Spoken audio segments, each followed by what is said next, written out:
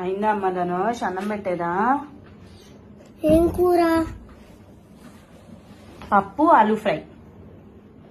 Chicken చేయమ్మా. ఇంకెన్ని రోజులు మా చికెన్ చేయకుండా ఉండేది? చికెన్ కావాలా? కోళ్ళు చచ్చిపోతున్నాయి అంట అక్కడ డిసీజెస్ వచ్చి. చికెన్ తినకపోతే నేను చచ్చేటట్టున్నా. నీకు అది అర్థం కావట్లా.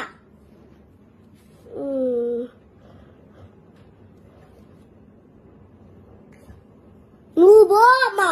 నువ్వు వెళ్ళి తినిపో పప్పు. నాకొద్దులే పప్పు.